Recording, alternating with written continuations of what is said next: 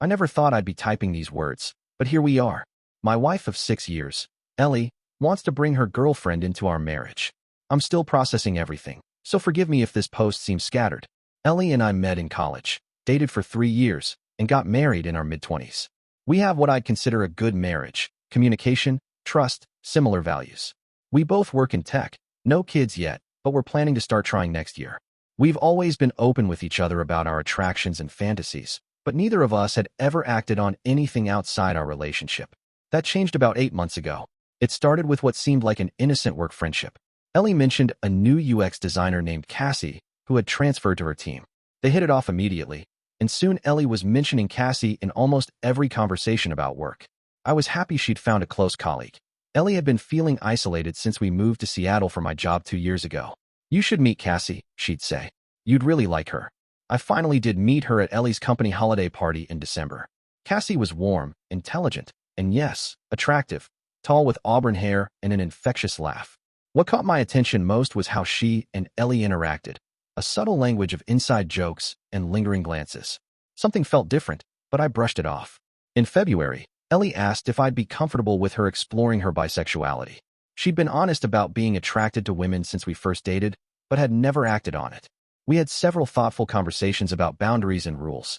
Ultimately, I agreed she could pursue something casual with another woman, with full transparency and veto power if I became uncomfortable. I thought I was being supportive. I didn't realize Cassie was already the person Ellie had in mind. Their relationship evolved quickly. What started as occasional dates turned into Cassie staying over at our place when I traveled for work.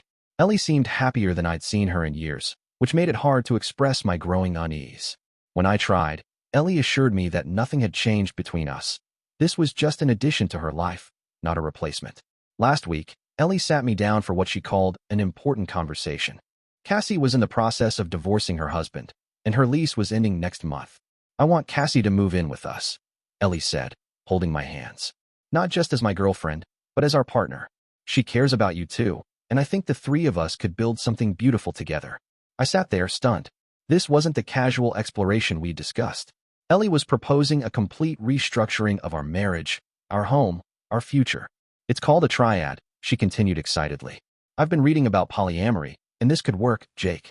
I know it could. I asked for time to think. That was 5 days ago, and I still don't know what to do. I've spent the last few days in a fog, trying to make sense of Ellie's proposal. Last night, I finally agreed to meet with both of them to discuss this triad idea. We met at a quiet bar downtown.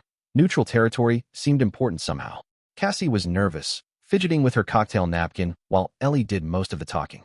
It was surreal watching my wife explain how she envisioned our future together: shared finances, rotating date nights, holiday schedules. She'd clearly spent considerable time thinking this through.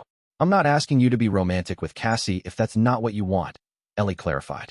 "But I'd hope over time, we could all develop a deep connection." Cassie finally spoke. "Jake, I want you to know I never intended to disrupt your marriage. What Ellie and I have is real, but I also respect what you two have built together." I asked the question that had been burning in my mind. "And if I say no? If I'm not comfortable with this arrangement?" The look that passed between them sent a chill through me. Ellie reached for my hand. "I love you, Jake. You're my husband, my partner. But I can't ignore what I feel for Cassie either. I'm hoping we don't have to make those kinds of choices." In other words, she wasn't prepared to choose between us. The reality crashed down on me. This wasn't really a request. It was an ultimatum dressed up as an invitation. I left the bar alone, needing space to think. Ellie texted that she was staying at Cassie's apartment, giving me time to process. The empty house felt like a preview of what could become permanent if I refused. The next day, I called my brother Mark. He's always been my sounding board, and I desperately needed perspective from someone who knows me well. "She's not giving you much of a choice," he said after I explained everything. "But before you decide anything, you need to figure out what you actually want, not just what you're willing to tolerate to keep Ellie." That question, "what do I want?" has been haunting me. Do I want a marriage where I'm constantly sharing my wife's attention and affection? Where household decisions involve 3 voices instead of 2? Where our planned children would have an additional parent figure from the start? Or maybe the more honest question is, do I want to hold on to a version of our relationship that may no longer exist? Yesterday, I ran into Cassie at the coffee shop near our house. Apparently, she lives just a few blocks away, something I never knew. She spotted me first and almost left, but instead approached my table. "Can we talk? Just us?" she asked. We sat for almost 2 hours. Without Ellie mediating, Cassie opened up about her own doubts and fears. Her divorce wasn't final yet. Her ex-husband had cheated repeatedly, leaving her with trust issues she was still working through. She admitted she sometimes worried she was just rebounding with Ellie, though she genuinely cared for her. "And how do you feel about me being part of this equation?" I asked. Cassie paused, considering her words carefully. "Honestly, I'm attracted to you both, intellectually and otherwise. But I'd never act on anything without enthusiastic consent from everyone involved. That's why this conversation matters." I left that coffee shop more confused than ever. There was an authenticity to Cassie I hadn't expected. Ellie came home last night. We sat on opposite ends of our couch, the same couch where we've watched countless movies, nursed each other through illnesses, and planned our future. Now it felt like a demilitarized zone. "I miss you," she said simply. Despite everything, I missed her too. We talked until sunrise, the kind of raw, honest conversation we hadn't had in months, maybe years. I learned things about my wife I never knew. She'd been questioning her sexuality more deeply than she'd admitted, even to herself. The isolation after our move had forced her to confront parts of herself she'd suppressed. "I love you, Jake. That hasn't changed," she insisted. "But being with Cassie showed me a side of myself I can't just lock away again." I asked the question I'd been avoiding. "Do you love her?" Ellie's eyes welled up. "Yes." Strangely, her honesty was comforting. This wasn't just experimentation or rebellion. This was my wife discovering something fundamental about herself. I told her about my conversation with Cassie, and Ellie seemed genuinely surprised.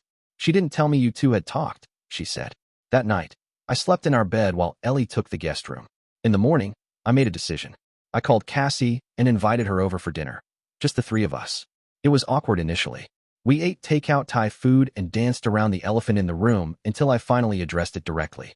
"I can't agree to a full triad relationship right now," I said. "It's too much change too quickly. But I'm not ready to end our marriage either, Ellie." I proposed a compromise. Cassie wouldn't move in immediately. Instead, we'd try a more measured approach. Ellie could continue her relationship with Cassie.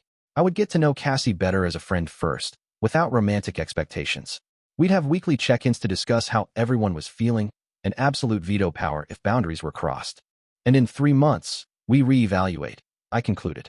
Maybe by then, I'll be more comfortable with a closer arrangement. Or maybe we'll realize this isn't working for one or all of us. Both women seemed relieved at having a structured path forward rather than an all-or-nothing decision. That was 2 weeks ago. Since then, we've been navigating this new reality day by day. There have been awkward moments, like when Cassie stayed over for the first time with my knowledge, or when we ran into colleagues at a restaurant while out together. But there have also been surprising moments of connection. Cassie and I discovered a shared love of obscure sci-fi novels. The three of us have had some genuinely enjoyable evenings together. I've seen sides of Ellie, more confident, more open, that remind me why I fell in love with her. I don't know if this arrangement will last. I still have nights where I lie awake wondering if I'm compromising too much, if I'm setting myself up for heartbreak. Other times, I glimpse possibilities I never considered for my life. My brother thinks I'm crazy. My closest friend believes I'm being progressive and mature. My therapist, yes, I started seeing one, says there's no right answer, only what works for the people involved. All I know is that I'm trying to approach this with honesty and an open mind. Sometimes the future we imagine isn't the one we get. Sometimes the person we love changes in ways we didn't anticipate. The question isn't whether this was part of my plan, it wasn't. The question is whether there's enough love and respect between all parties to create something new.